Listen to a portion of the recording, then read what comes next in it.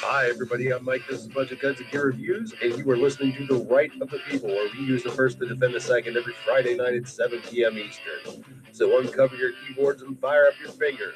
Time to join the conversation.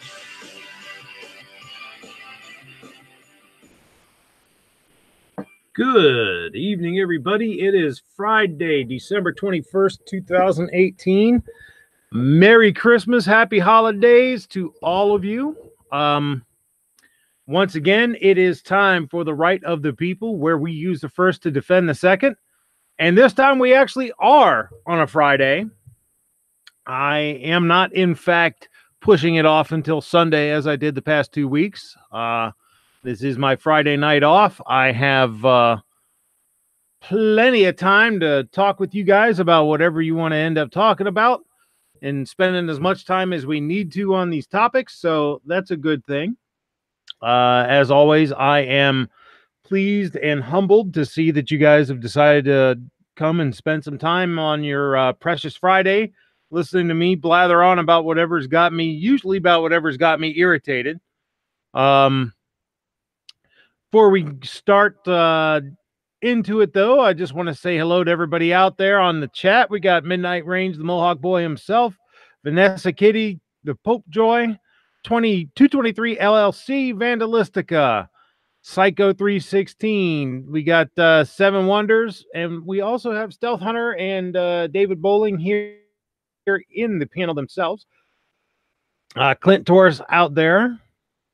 So yeah, David Campbell, hi, how you doing?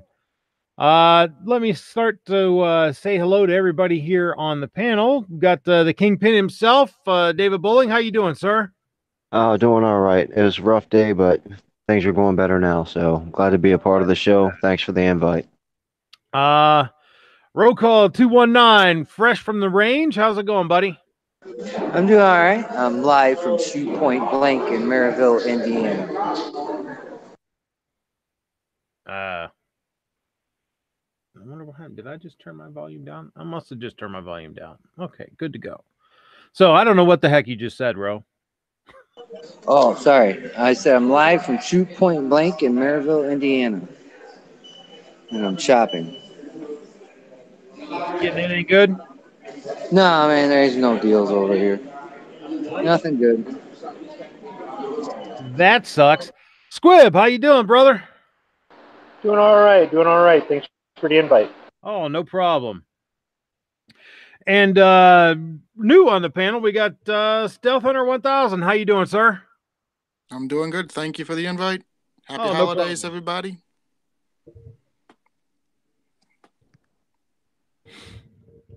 All right. Is who in an auditorium, Vanessa? Who are you talking about? If you ask a roll call, no, he's in a gun store. I am sitting snug in my basement, so where I have my little studio. Such a glorified name for a corner with a table and a computer, but hey, I make do. All right, we got a lot to talk about this week. You know, and we discussed a while back that the Ohio legislature had passed, the House had passed a quote unquote stand your ground bill that wasn't actually a stand your ground bill. It was more of a remove the duty to retreat. It basically extended castle doctrine to wherever you had a legal right to be. Well, our Senate took that bill and gutted that language out of it and passed it, still having the changing of burden of proof, because as the law currently stands in Ohio, unlike the other 49 states, here in Ohio, if you assert that you have used force in self-defense, then it is incumbent upon you, the defendant, to prove that you use self-defense, that it was in self-defense, and not on the prosecution where it is in all the other states in the union. Well, as I said, our Senate passed that, and our wonderful, wonderful governor, who is thankfully on his way out, John Kasich promptly vetoed it. So now we're going to have to, hopefully they can get the votes together to override his veto and make it the law of the land here in Ohio that you can actually use self-defense and have the burden of proof rest on the prosecution where it should be. This is by NBC4. Ohio Governor John Kasich has vetoed a bill that would have changed burden of proof in cases of self-defense. House Bill 228, known as the Duty to Retreat Bill, shifted the burden of proof from a defendant choosing to use an affirmative defense to the prosecution. It also changed the burden from something that has to be shown to be more likely than not to something that needs to be proved beyond a reasonable doubt. An earlier version of the bill included language that eliminated the duty to retreat when faced with having to use self-defense. Kasich has recently supported red flag laws allowing gun rights to be temporarily stripped from people who show warning signs of violence. Kasich's veto message said he couldn't sign the bill without such a provision, calling it baffling and unconscionable, quote unquote, that Ohio's GOP-controlled General Assembly was unwilling to even debate the idea. Kasich elaborated on his reasons for the veto in his veto message. Statement of the reasons for the veto of amended substitute House Bill 228, December 19, 2018. Pursuant to Article 2, Section 16 of the Ohio Constitution, which states that the governor may disapprove of any bill, I hereby disapprove of amended substitute House Bill number 228 and set forth the following reasons for so doing. Really, he could have skipped all this and just said, because I'm an anti-gun dickhead, but instead, he got a little bit more wordy with it.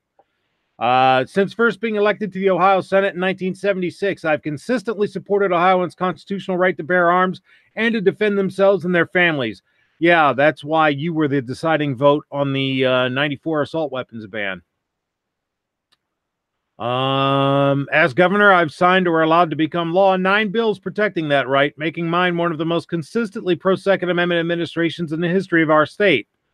But even the late U.S. Supreme Court Justice Antonin Scalia noted in District of Columbia versus Heller that, like most rights, the right to bear arms is not unlimited.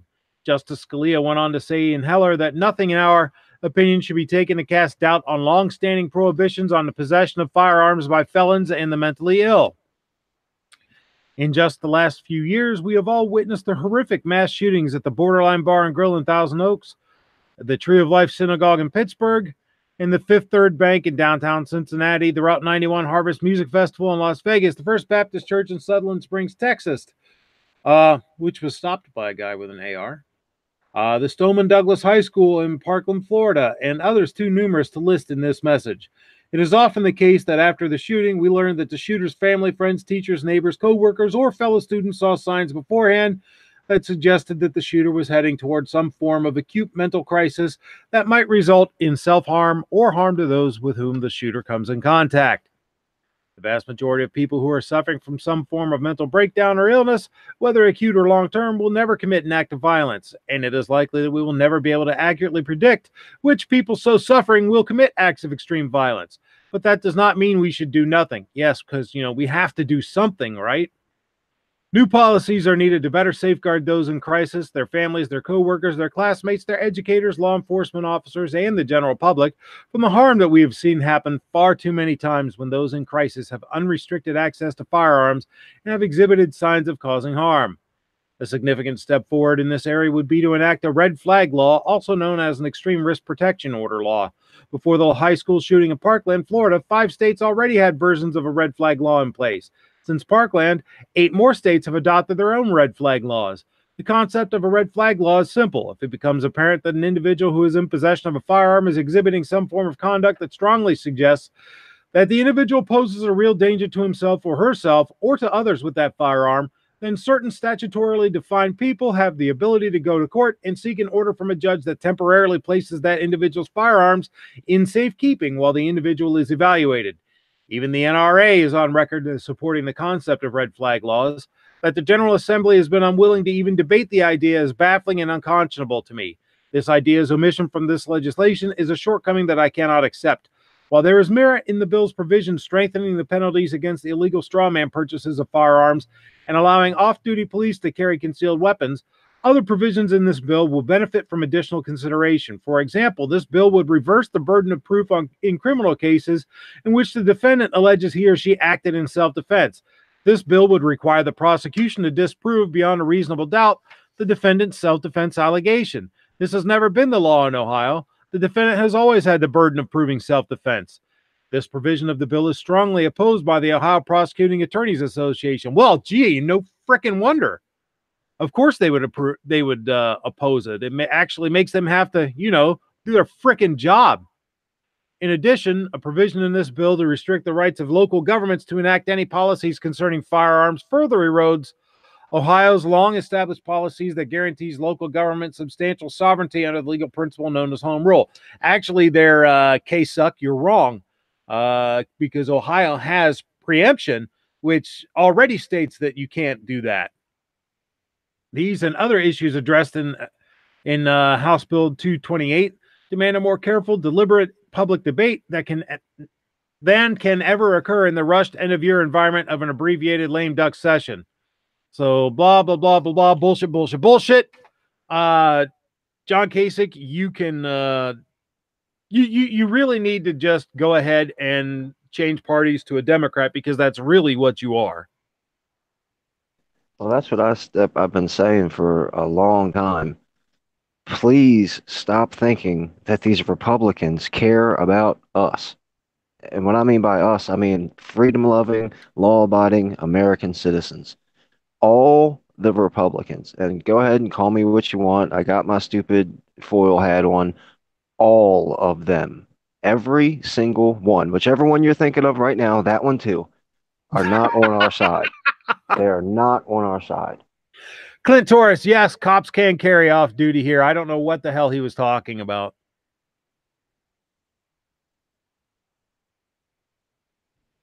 Just so to make that clear.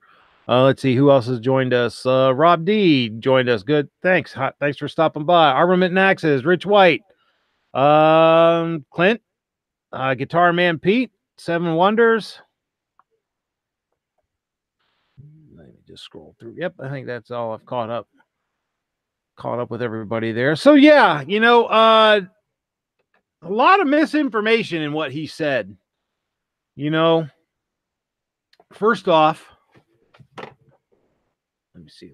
Let me pick this apart. First off, well, let me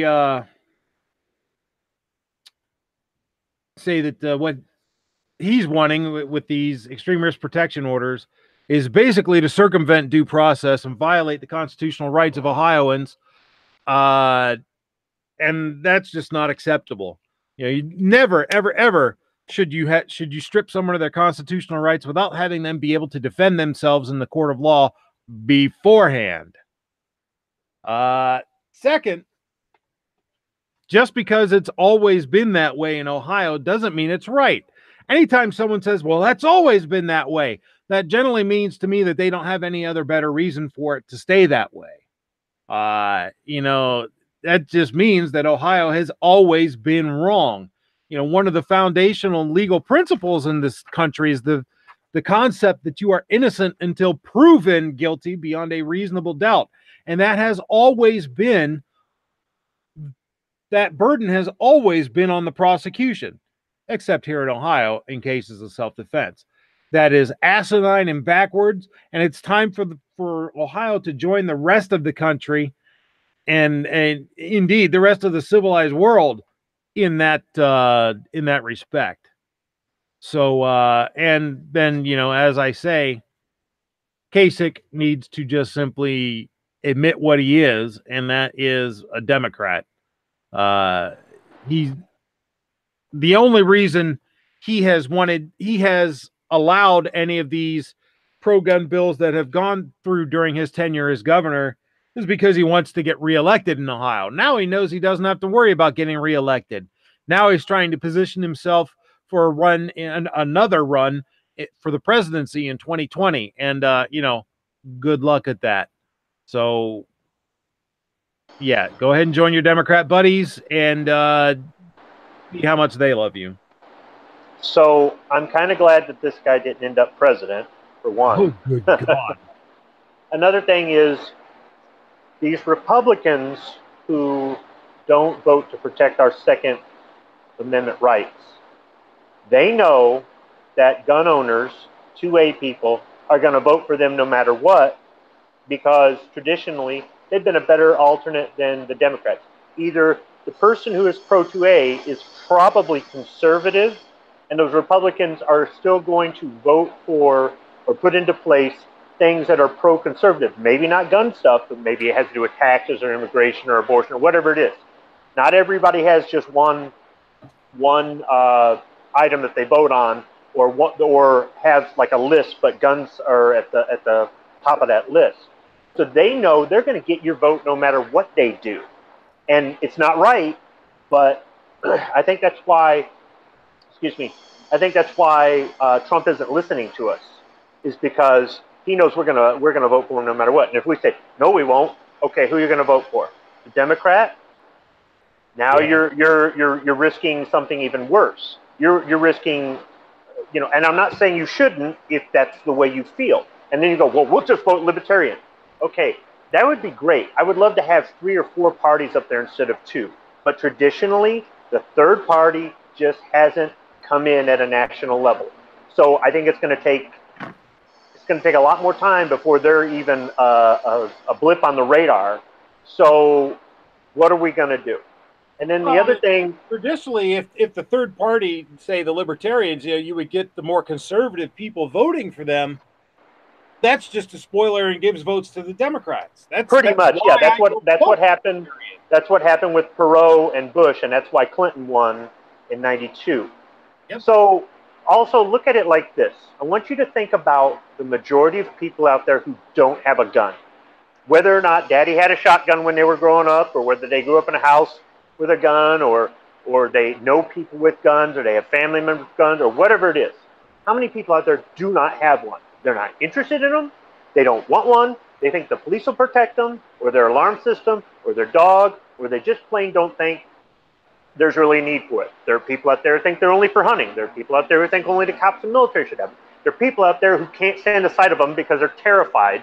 There are people out there who, no matter what facts you want to bring to them, they don't want to hear it. They don't want to listen. They're not interested. It's not a thing.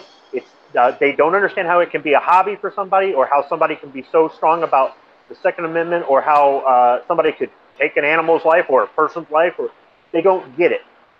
When you talk about these red flag laws, those sorts of people are thinking, this is a great idea. This way we stop the crime before it happens. Yeah, I'm behind it. And you might, face palm and be frustrated and just go, I cannot believe these people. But look at what they're doing. They're going to say, somebody can call and complain about you, and we're going to go to their house, and we're not going to take their car. We're not going to take all the poisons out of the house. We're not going to take them away and get them mentally evaluated. We're not going to put them in a holding cell and have a judge see them the next morning.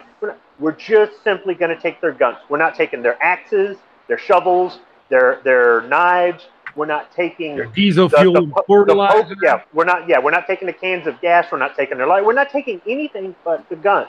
And for the person who doesn't have a gun, they don't care. So what if the red flag law said, not only are we going to take their guns, we're going to take all their knives, take anything that can make a spark or a fire, any tool with a sharp edge, all the alcohol, all the marijuana, all the prescription drugs, all the rope, their vehicles, and the list just started going on and on. Before you know it, they got tow trucks showing up and a semi-trailer to confiscate everything. And then you would start to get people to go, oh my goodness, this might actually affect me. This isn't such a good law. But they're only going after one thing.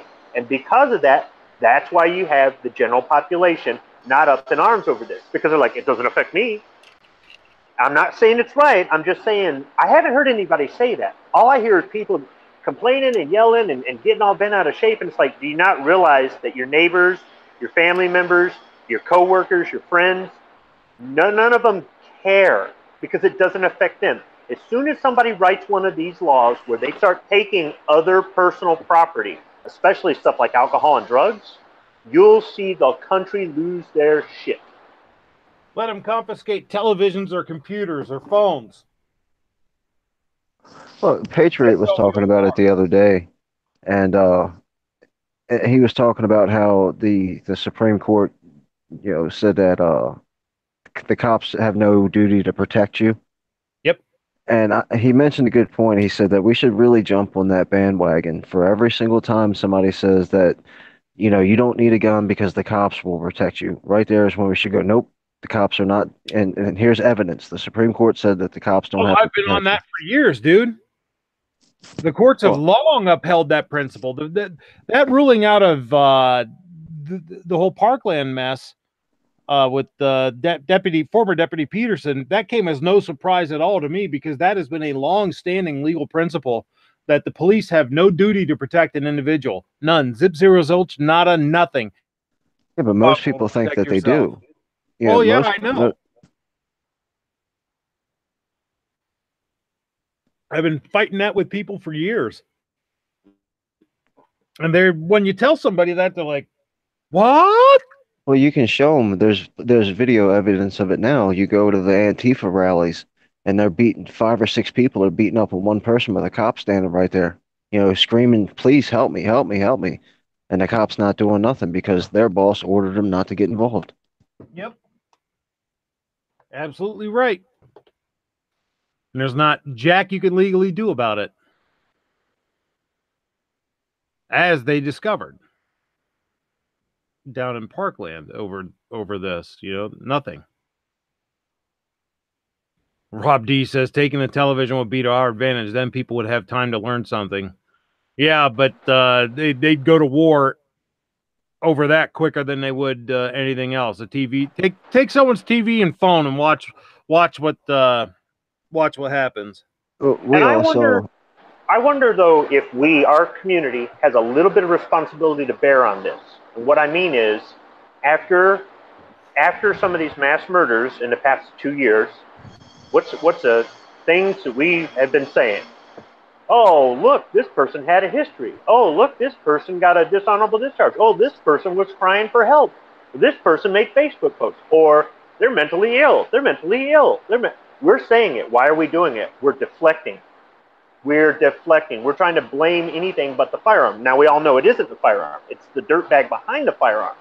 But instead of going, it's the dirtbag behind the firearm, we're looking for anything. Well, do you think the left don't ever listen? And they're going, yeah, you know what? They are mentally ill. Or, yeah, you know what? There was warning signs. And then they come up with these BS laws. Now, I'm not saying we bear all the responsibility, but I do think our community needs to stop deflecting, and we need to stop approaching things from the standpoint of what our community understands.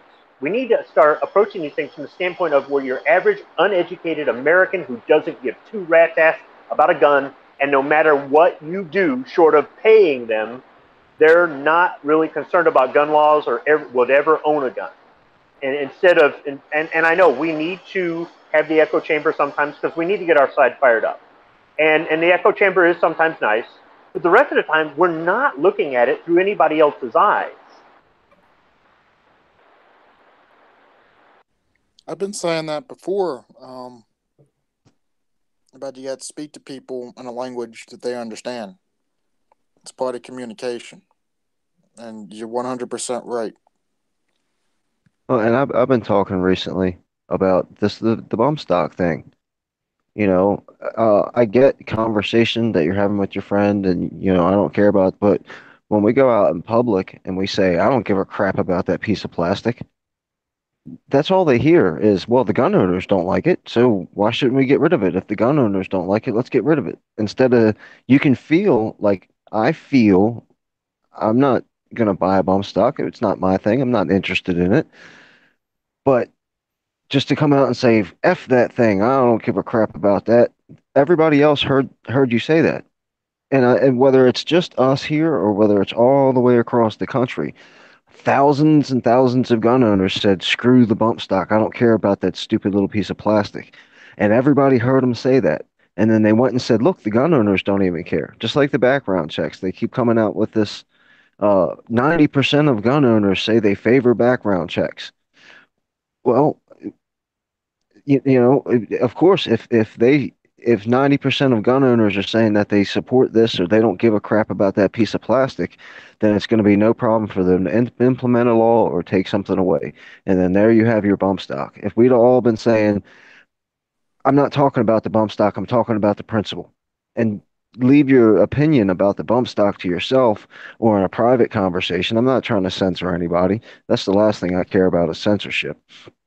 But they all heard that. President Trump heard us all say, "Screw the bump stock. I don't care about that piece of plastic." And he said, And "Okay, well they don't care about it, so let's get rid of it." I think the NRA told him, if you get rid of this thing, nobody's going to care. There's not enough gun owners that have them. There's not enough gun owners that like them. The people that support us aren't these 25-year-olds with these pieces of plastic. They're the 80-year-olds who leave us their estate, and those guys don't know what it is or care, or just, why do you need that thing, son? Kind of, and you can go after this low-hanging fruit, and you're going to win, and it's going to look like you did something, but the gun owners aren't going to care, so you don't have to worry about your base. And the thing is, the NRA I don't want to use the chess thing, but they were playing politics with it.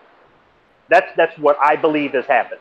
They found something that he could go after to go, look, I'm not just a shill for the Second Amendment, but yet wouldn't piss off the majority of us.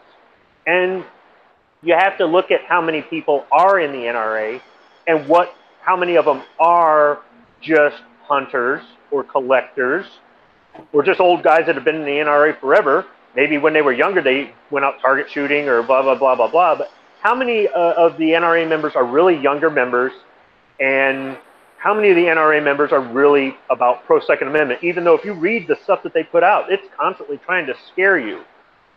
And it's in the NRA's best interest, and some of these other gun control or gun rights organizations, to have some sort of gun control on the books or happening, or some sort of gun control to fight, because if there wasn't, they'd be out of business.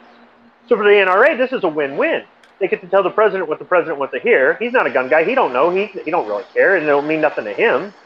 And in the end, they can come back a year from now and fight over something and say, see, we're fighting for your rights that we helped take away. Now, I'm not of the mindset of some of the crap that I've heard about the NRA in the past.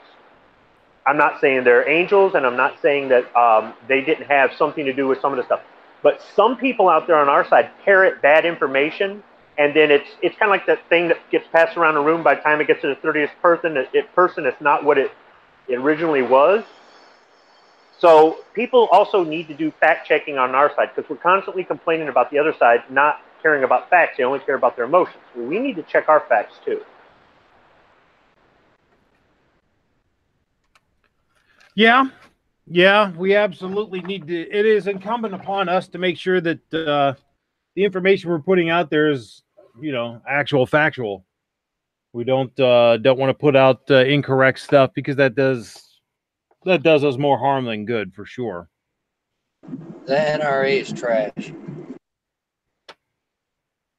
Yeah, I watched your Rose Corner video there. That was interesting. That little story. Well, I know a lot of people on gun channels don't like TGC, and that's all good and fine. But on the TGC Surplus channel, on their Thursday show yesterday, towards the end of the show, I'd say 3/4 of the way into the show, they said it a lot better than I could. And if you go back and listen to it, a little light bulb might turn on. Seven Wonders says, seriously, we all need to support the GOA and the Second Amendment Foundation. The NRA has become a corporation. I don't know if it's time to completely abandon the NRA yet, but I do know that we absolutely should. If we're supporting the NRA, we should throw some money towards the GOA and absolutely the Second Amendment Foundation. As I've said before, I've become a life member of the Second Amendment Foundation, and I think everybody should become a member. If you can't afford the $150 to be a life member, send them $15 a year and be a yearly member. Every little bit helps there, and we need them. We need them in our corner fighting the legal battles that are absolutely coming ahead. because as Nancy Pelosi, or as I like to call her, Nasty Pelosi, points out, Democrats will act boldly to criminalize private gun sales. This is from December 18th in Breitbart. House Minority Leader Nancy Pelosi, Democrat, California, indicates the incoming Democrat majority will act boldly, quote unquote, in pursuit of criminalization of private gun sales. On December 17, 2018, Breitbart News reported that Representative Mike Thompson's, Democrat, of course, from California, pledged to pass universal background checks at gun control, which criminalizes private gun sales. Thompson predicted that the gun control will be passed within the new Congress's, Jesus, why can't I read tonight? First 100 days. The Hill reports that Pelosi is in full support of Thompson's push and promises the incoming majority will act boldly and decisively to secure the new gun laws.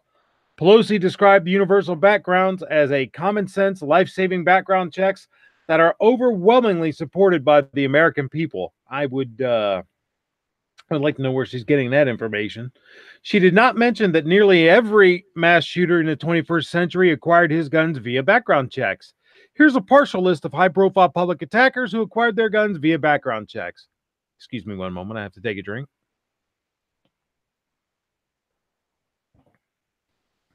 Tree of Life Synagogue attacker, Parkland High School attacker, Texas Church attacker, Las Vegas attacker, Alexandria, Orlando, the UCLA gunman, the San Bernardino attackers, the Colorado Springs attacker, the Umpqua Community College attacker, Allison Parker's attacker, the Lafayette Movie Theater attacker, Chattanooga, Emmanuel African Methodist Episcopal Church attacker, the Muhammad Cartoon Contest attackers, Las Vegas cop killers, Santa Barbara attacker, Fort Hood, Arapahoe High School, DC Navy Yard, Aurora Movie Theater, the jackass that attacked Gabby Giffords, the Fort Hood attacker, and the Virginia Tech attacker. So these are just coming back for pretty much everything between April 16th, 2007, and now.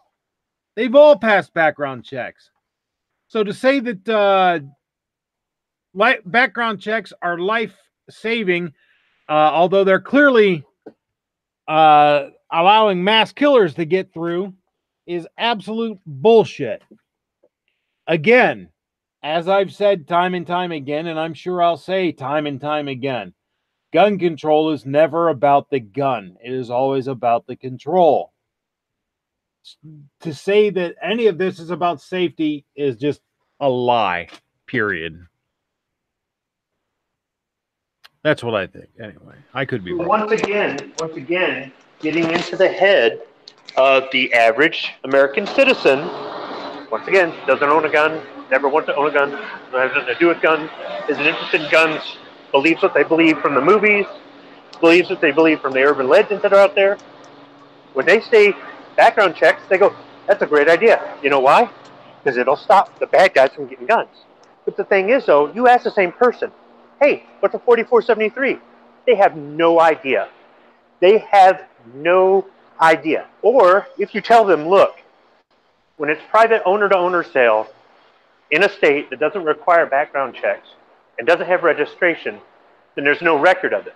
If there's no record of it, the government doesn't know where it went to.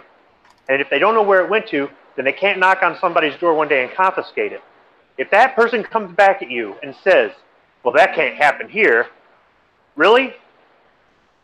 I've heard those words before. I've heard those words before from a Gun Channel's member. He was talking about how his kid's high school got shot up and they never thought it could happen there. If you think that gun registration across the board will not eventually one day lead to confiscation, you're sadly mistaken. The only thing is, the average person who says that can't happen here, they're not thinking forward, they're not thinking laterally, they're not thinking anything, they're in their little bubble. They're the same person that thinks as long as you've got a working cell phone and can call 911, the cops will save you every time. That same person doesn't think that having a registration is a bad thing because they think that will save them one day. Because they don't think they'll come knocking on your door to take your stuff because they know what you have and where you live. They just think that as long as we know who has them, well, to what end though? Well, they can never explain that end.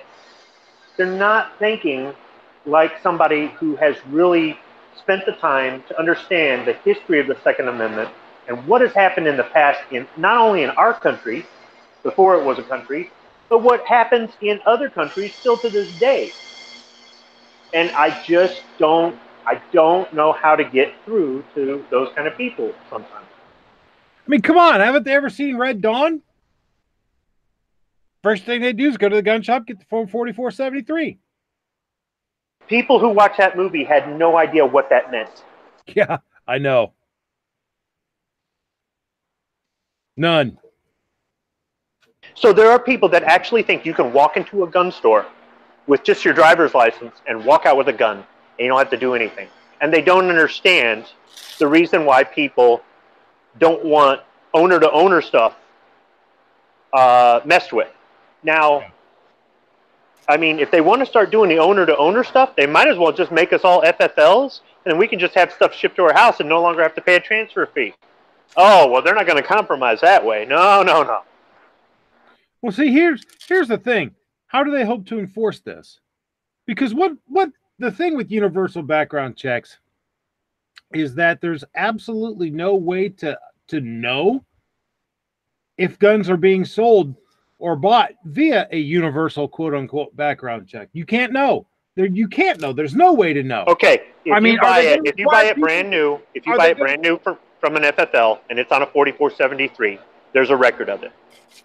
If they wanted to somehow backtrack this stuff and they did knock on your door and then said, we've got 5 4473s from the past 10 years. You've bought 5 guns. We know it. Show those 5 guns. And you've only got 3 of them. Where are the other 2? I sold them to a private owner. Who? I'm not required to show that by law. But now if they suddenly make it where you have to show it by law, now they can go, okay, thanks for the names of those 2 guys. And then they're going to go knock on their door. Yeah. I mean, are they going to force the private owner to keep records of that?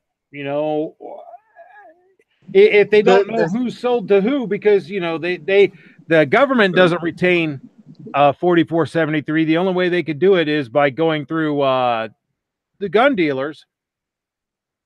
Then, you know, the next step, because, you know, this isn't working. We don't know who's got what. All we know is that they're getting background checks when they sell them. Well, the next step is registration. If they wanted to do it in a way that might get Pro 2A people on board to just go, fine, we'll give you this, just leave us the hell alone. No serial number, no quantity. John Brown bought this gun on this day, and he was approved by the NICS background check. What is it? It's delay, deny, or approve, or whatever it is. Not how many guns they bought, not what kind of gun, not what caliber, nothing. All it says this person could have bought 1 gun today, this person could have bought 10 guns today. And all it says is, that in the same way, if you get denied, it doesn't go denied because they're a felon, denied because they have unpaid traffic tickets, denied because they owe back child support, denied because they were dishonorable. It doesn't say why, it just says denied. It doesn't even say denied due to a clerical error. So you don't know why they're denied. So why do you need to know the serial number, the type of gun, or how many? Right? Yep. Unless you're planning a registration. I tell you right now, they already know what you have. Anytime, if you don't do a private sale, they know what you have. In the state of Indiana, I'll tell you right now, they know what you have. And trust me, I'm on the inside, and I do this now. And I'll tell you, you'd be surprised. And if you think they don't know what you have, or you think certain ways, I'll tell you right now, doesn't matter about serial numbers. They know what you have. And I'll tell you right now, when you buy 2 pistols, I guarantee you they know what you have. And I'll guarantee that goes down to whatever state it goes down to. I'll tell you, they know what you have. It's not about universal background checks are a joke, and they're false, because you have to send paperwork downstate that states that you bought 2 handguns in one purchase. Well, maybe. They know what you have. In the state of Indiana, that's how it goes down. They know what you have. In the state of Ohio, you don't necessarily have to even go through the NICS background check, provided you have a concealed handgun license. That is your background check. You still have to fill out the 4473, and the FFL still has to retain the possession of the 4473, but it's not called in if you have a CHL. Right, but Budget, if you came up here or I went down there and I wanted to sell you my 12 gauge, Yeah. I could just sell it to you, take cash from you. I know you. I don't need to see your driver's license. I know you're not a felon. I'm good with it, and there's nothing. And if for some reason or another they went back and found the 4473 from the store and backtracked it and knocked on my door and would go, we want your 12 gauge. I sold it to a guy in Ohio. Well, who? Well, I'm not required by law to show you, tell you.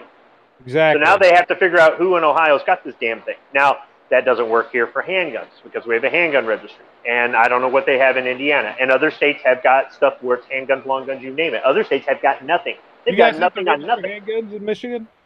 Yeah, we have to register handguns in Michigan. Well, that's I've lived with it for so long. I'm used to it. And that's another thing. When they bring these things in and you get new shooters in, they get used to this stuff. If they go to a place that is more free, they're in shock. Like when I was hanging out with Travis, he says, "Hey, can you get the AR-15 out of the back of the Jeep?" And I open up the back door, and here's this fully loaded AR just laying across the back seat. And I go, "Dude," and he goes, "What?" I go, "Where's the case?" He said, "We don't need no case." I go, "Dude, it's loaded." He goes, "Well, there's not one in the chamber." You'd be like, "Yeah, if you want to clear it, go ahead." It's like, dude, you can't do this in Michigan. You can't drive around with a loaded. You can't have the ammunition with the weapon, and you can't have it outside of a case. Even though I could have the very same weapon in Michigan. He's like, "Yeah, we can do that here." Like, wow, damn, it put me in shock. I'm sure if David came up to Michigan and saw some of the stuff that we could buy here, or the fact that we don't need some of the BS that he's got to go through, it put him in this shock. But once they get a population used to these restrictive laws, as the new shooters come in, they get used to it and they just accept it and just like, this is what I got to do. I've had pistol registration hanging over my head so long, I'm just used to it. I don't like it. I don't agree with it, but it's not going to stop me from buying handguns. And I'm not about to go do it illegally because I'm not a felon. Yeah. So they know they got us. That just sucks, man, that you have to register anything. No, what sucks is it used to be inconvenient before. You have to go down to the police station, get a background check. You got 3 pieces of cardboard that said, here's one for a dealer, here's one for you, here's one for the cops, and then you fill it out. You go to the gun store, you go to the gun show. I think the 3 pieces of paper were good for is either 3 days, like a weekend, or for 2 weeks or something. You go down there, you buy what you're going to buy. Now, what if you see 2 guns and you got a great deal on it? Well, you've only got 1 set of papers, so you can't buy 2. Or what if you happen to be at the gun show and there's a great deal on something you've been looking for a long time, but you haven't gone to the police department in advance and got the piece of paper? Well, they've changed the laws. Now you don't need that anymore. When you buy from an FFL, he files all the paperwork, he mails it to the Michigan State Police.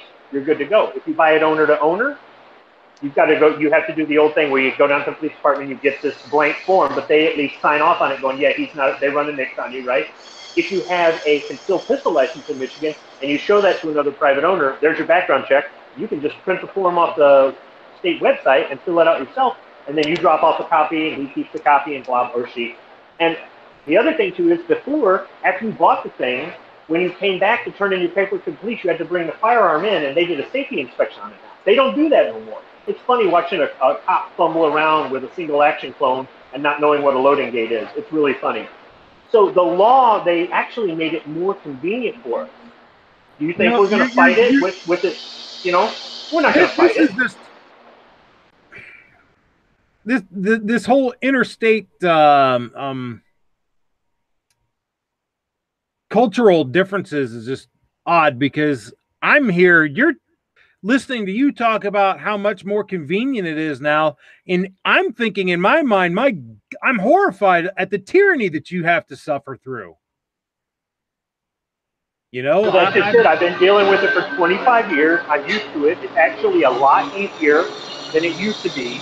It's not as restrictive, and even though I don't like it, I'd like to see it go away.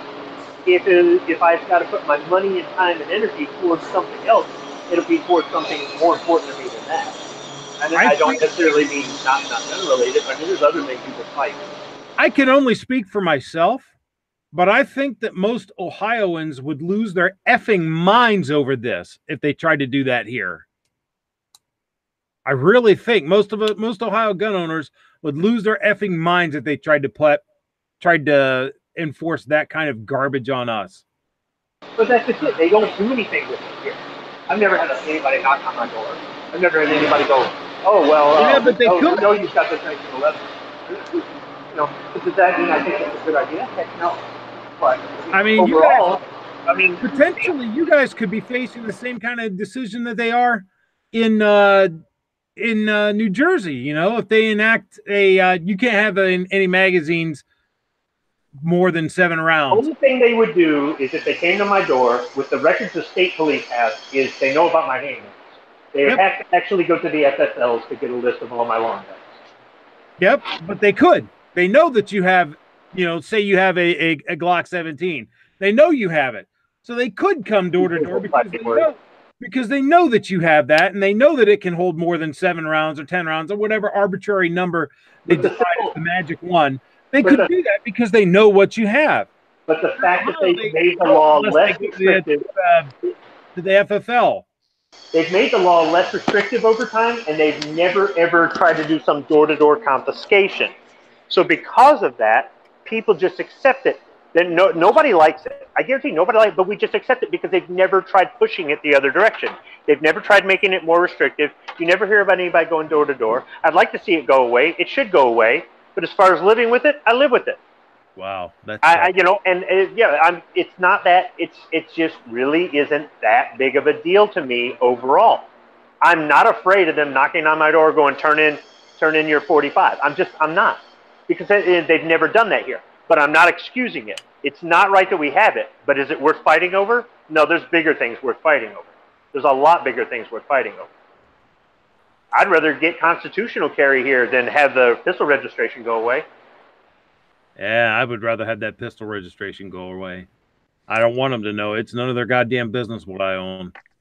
Well, I'll ask the question, and obviously budget if you don't want to. It's probably spark a long conversation, so I'll just throw it out there that maybe we could talk about it later. I don't want to, mess up your show schedule, but do we want one federal government making rules for all the states? Or do we want states to be able to make the rules for themselves? I hate the fact that Maryland, if Rich wants to come over and go to my gun range, before he crosses the border, he's got to go through all kinds of stuff to store his firearms and stuff before he gets to meet while he's driving through Maryland. So do we want the federal government to swipe all that away and say that you can carry everywhere you want? You can have a truck gun back if you want. Or do we want to keep it to where the states can make up their own choices? That's a tough one. There's pros and cons for each way. Right, and that's why I said, it's just a topic for later. I didn't want to bog down the whole show. I don't know. I know that things that happen in one state can still have repercussions everywhere. In a development this week that on its face is pretty silly, but if you think about it, could have some repercussions for the rest of the country and the Second Amendment at large.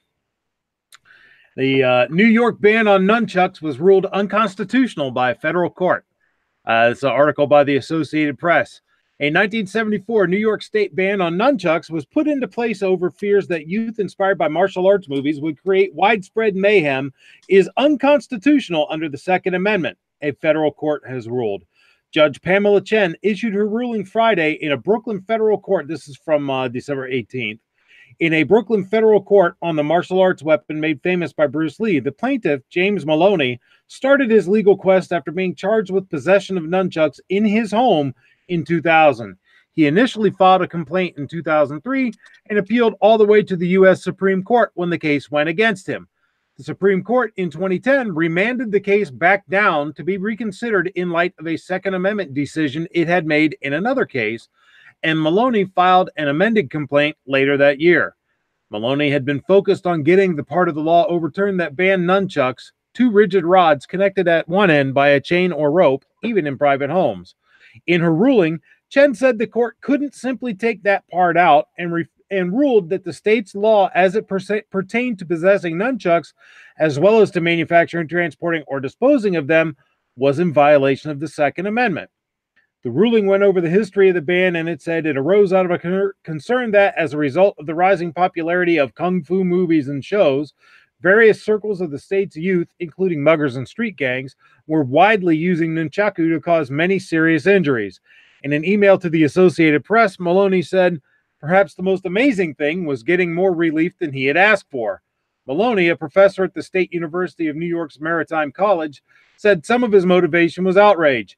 How could a state simply ban any and all possession of a weapon that had a long and proud history as a martial arts weapon with recreational, therapeutic, and self-defense utility? Maloney also wanted to teach a form of martial art using nunchucks that he created, which he calls whatever to his sons. The suit names the Nassau County District Attorney as the defendant. The county's lawyer had no immediate comment. Think about this. As silly and asinine as this case sounds, this federal judge ruled that nunchucks were protected under the Second Amendment's right to bear arms. Think about that for a minute. That could have, she just said that you could not ban a class of weapons. You could not ban a class of arms. Do you think that that might be able to be stretched to include things like knives? Because I know that all over the country, there is a complete patchwork of knife laws. Within states, there is a complete patchwork of knife laws. I'm not sure here in Ohio if our preemption statutes pertain to knife laws, but I do know that historically you could have a legal pocket knife if you, in the town you live in, go to the next town over and you're committing a felony. So does this apply to knives? Does this apply to swords? Some people like to carry sword canes, if they're disabled and whatnot. So they always have a weapon in their hand. Does this apply to firearms? Does this apply to quote unquote assault weapons? Where does the scope of this ruling stop would be my question. If you're forbidden from banning a class of weapon, i.e. nunchaku, because it violates the Second Amendment's right to bear arms, does that apply to anything? What do you guys think? It's just been expanded, actually, from what I'm hearing, because nunchucks are not a firearm. The Second Amendment protects firearms, so they just expanded that. Yeah, but and you're right, because the Second Amendment doesn't say the right to keep and bear firearms shall not be infringed. It says arms. But what she said, it was in effect that you cannot ban a class of weapons. So I think it's interesting. So, and if you expand that back the other way towards firearms, then you can't ban any of it. No, that would make all the states that have, whether it's gun control, knife control, you name it, any type of weapon. I mean, like here in PA, we have a law on the books that is called offensive prohibited weapons, which is basically, if you took your car keys and did the Wolverine technique they teach in women's self defense, yeah, you could get charged here in Pennsylvania. So that would basically have to go away, because that law would be unconstitutional by default. Yeah, it violates the right to bear arms. Which also shows their hypocrisy, because they scream about the matriarchy and toxic masculinity and how women, the rape culture and all this, and women are, endangered. Every time a girl walks out her front door, her life's at risk. And then you're going to take every single thing that she can do to defend herself away from her. So, what is it? Are women helpless and defenseless, or are they not?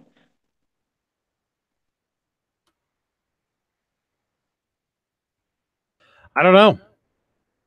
I think that it is a contradiction. They contradict the ever-living crap out of themselves all over the place.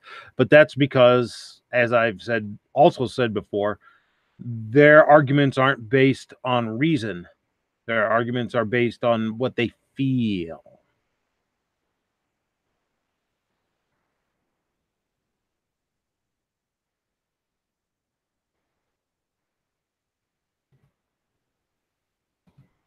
And, you know, you can't argue feelings with somebody using logic, reason, facts, and anything like that. You know, it's all emotion. And I don't know. I don't know. What I do know is that I think that down the road, this ruling will have some very interesting implications on if someone sharp is paying attention to it. This will have some interesting implications for sure. This is something I'm going to be watching to absolutely keep my eye on. All right, it's getting to be 8 o'clock, so I'm going to go ahead and continue the good news by moving into the segment that Roll Call loves the best, the Self Defense Shoutouts. For those of you who are new to the show or haven't stuck around to the end, the Self Defense Shoutouts are not where I am glorifying in the death or injury to the bad guy. It is where I am glorifying in the lack of injury and survival of the good guy. I am reveling in the fact that the good guy had the means, method, and opportunity to protect themselves from those who would prey upon them. The first one is from Atlanta, Fox 5 News. Man killed in home invasion shootout. A man is dead and another in the hospital after they exchanged gunfire in a bizarre home invasion in southwest Atlanta Monday afternoon. According to the Atlanta Police Department, officers responded to a report of a person shot at a home in the corner of Ira Street Southwest and Bass Street Southwest at around 1:45 p.m. When police arrived, they found two men with gunshot wounds. One of them was deceased. The man who lives at the home survived and told investigators that he was upstairs when he heard a noise in the house. He went downstairs to investigate and found the other man had broken in through the front door. That was when police said the two men opened fire on one another. Investigators said the suspect broke into the home to assault the man who lives there. It does appear that the two had some sort of knowledge of each other, said Atlanta Police Homicide Lieutenant Andrea Webster. It was not a random incident. It appears that they knew each other. Officers have not released the names of either of the men involved, but said the deceased suspect is about 40 years old. The investigation remains open, but police believe the shooting was a case of self-defense. Good for you, sir. Good for you. This next one is a piece by the Associated Press out of Tulsa, Oklahoma. Would-be robber shot, killed by Oklahoma Walgreens employee. Authorities say a man who, this is from December 19, 2018. Authorities say a man who tried to rob an Oklahoma pharmacy has been fatally shot by a store worker. The shooting occurred Wednesday at a Walgreens in Tulsa. Police say the worker who had a state-issued concealed carry license shot the suspect, fatally wounding him. They say a second person inside the store was grazed by a bullet that was fired from the suspect's gun as he fell to the floor after being shot. The person grazed by the bullet was taken to a hospital. The person's condition was not immediately known. Police did not immediately release the name of the robbery suspect. So, good for you. Hopefully he won't get fired for having his weapon while he was at work at Walgreens. I don't know what Walgreens policy is on that, but I know my personal policy under those circumstances would be I'd rather be, I was looking for a job when I found this one, you know. Tactical Pickle says Tulsa. Has anyone heard from Snob since? But that's it, folks. That is the special Christmas edition. Not that I did anything Christmassy, but hey, it's just that time of year, right? I'm glad once again and humbled that you chose to spend an hour listening to me blather on. I am thankful for you wonderful guys here in the panel. If you in the chat have not subscribed to their channels, do so. Armament Nexus says the 2019 Creator Summit is 13th and 14th and 15th at Thunder Valley Precision Range in Ohio. Good, because I'll put that vacation request in Monday. Thank you for letting me know that, sir. So there you go, guys. Let me go ahead and close this up. David, is there anything you want to say? Yeah, thanks for having me. I appreciate it. Everybody, sub, like, share, and subscribe to Budget here. And Pittsburgh, January 7th, is having a rally. They've got some draconian gun laws they're trying to pass for the city of Pittsburgh. So if you live in the area and you can make it, it's going to be January 7th. You can go to Black Cat Outdoors channel. He's got links and stuff to everything there. Maybe even Stealth here knows some stuff about it. But if you're in the area and you can go, be one more head in the crowd. I'm going to ask for the day off, and if my boss gives it to me, I'm a Maryland resident, so my vote doesn't count in Pennsylvania, but I'll be one more head in the crowd. Unfortunately, I have to work the night before and the night of, so I will not be able to make it there. Yeah. Armament and Axes, I'm not sure if I do or not. Why don't you go ahead and send me an email to budgetgunsandgear@gmail.com. And is it Budget Guns and Gear or is it Budget Guns and Gear? Shit, I don't remember.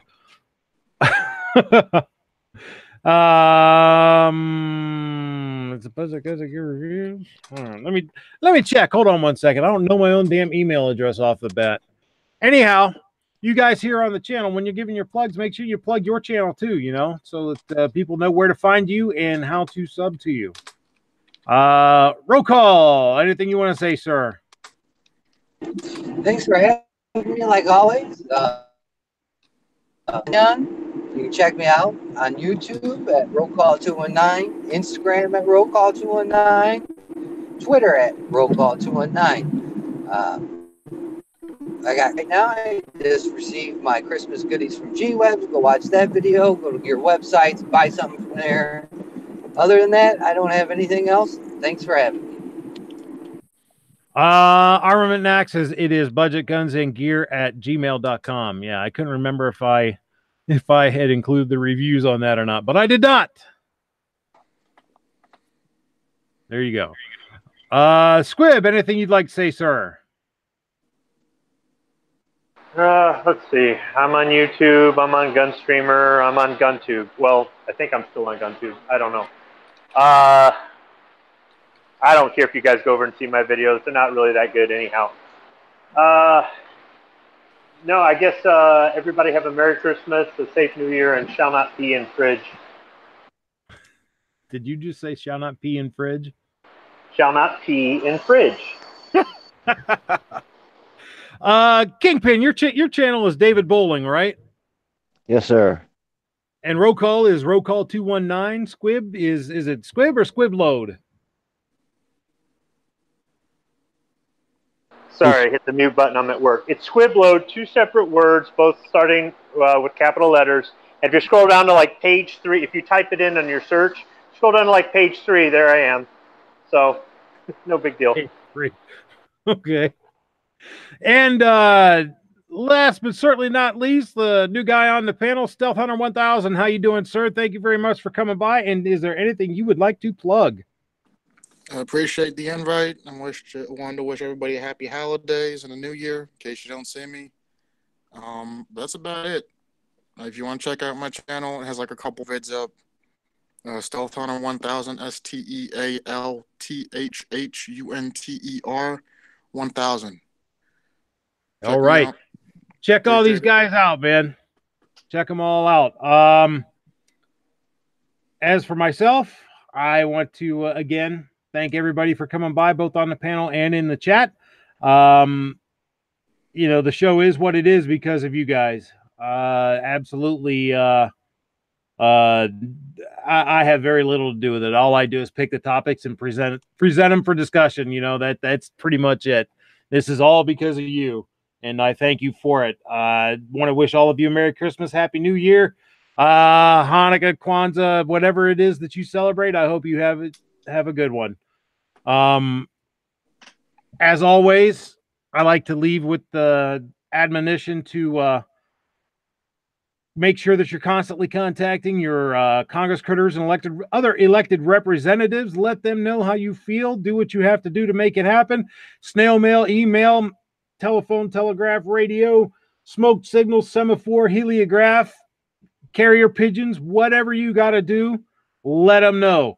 Never, ever, ever give up the fight.